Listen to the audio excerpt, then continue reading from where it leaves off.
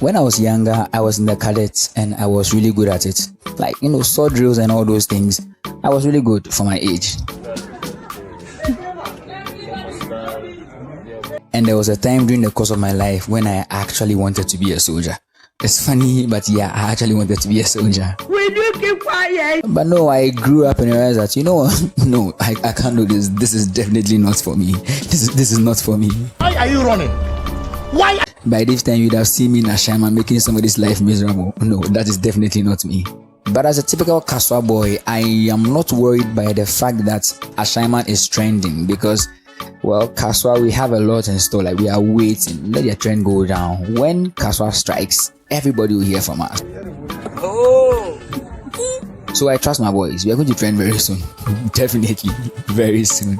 Okay, all jokes aside, let's get back to business. We have heard of the events happening in Ashaiman and about how the military have gone there to investigate a case involving a trooper. And so many people have different opinions about what is happening, and some are negative and some are positive and everything, blaming the soldiers and all that. Continue. But the thing is, these are soldiers and they deal with commands, like they obey commands. So when the military high command gives them an order, the soldiers, typical of soldiers, are moving. And so this draws my mind to the Bible, and especially to where God instructs the Israelites to go and annihilate the Canaanites. Like, you can see that in Joshua chapter 1 through to chapter 12, thereabouts, where God asked them to kill everybody. It was a genocide, yeah, kind of, to kill everybody, men, women, children, finish everybody in the country.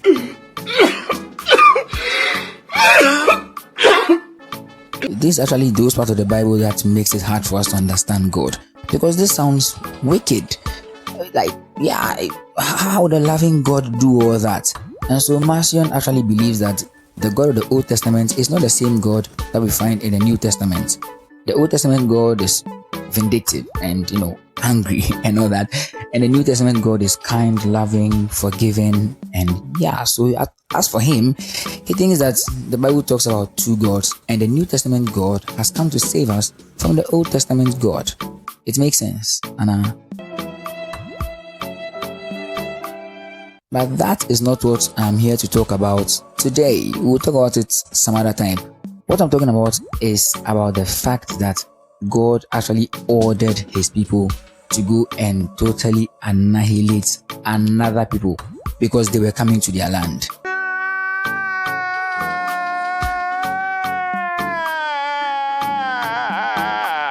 If you have not subscribed to this channel, I don't know what you're waiting for. So subscribe and hit the notification bell, and don't leave just yet. We are now about to start the real thing we are going to do today, and I promise you it will be brief.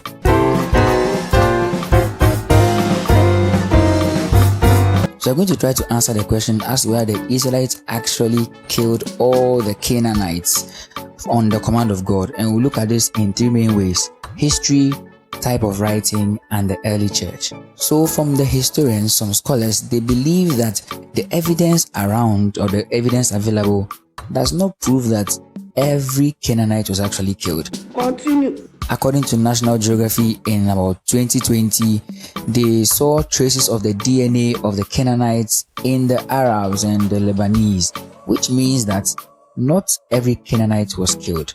The Israelites possibly didn't take God's instruction. So for some historians and some scholars, the Israelites most probably did not kill all the Canaanites. But the question is, does it mean they disobeyed God? Yeah, it's God. Oh. And number two is style of writing.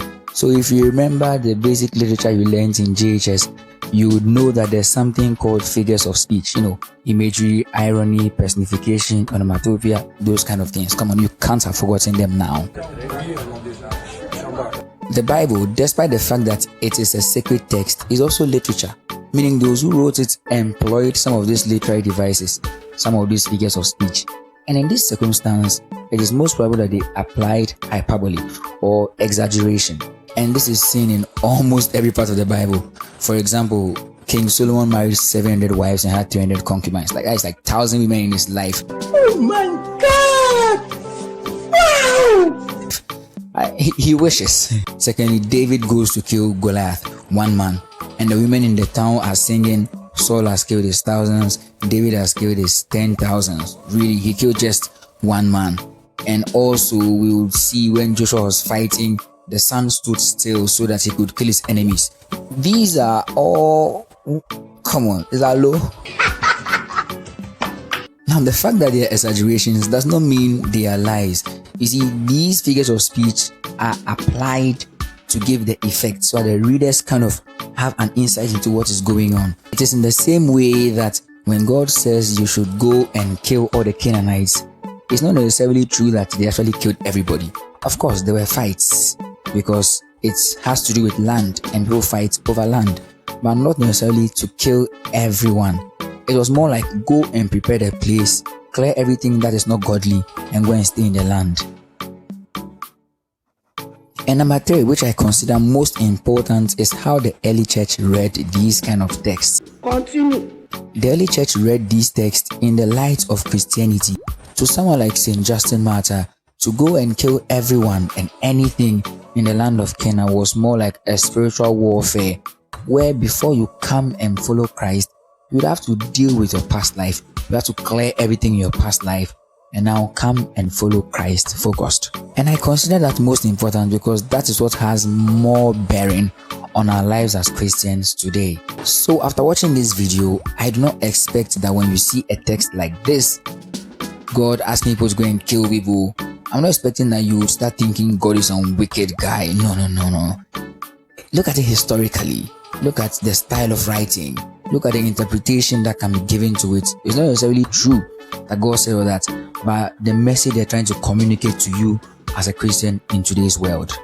When it comes to what is going on in Ashaiman, that is not figurative. It's actually real. It's actually real, and people are actually going through it. But well, we hope the matter is resolved, and yeah, I'll see you in my next video. Peace.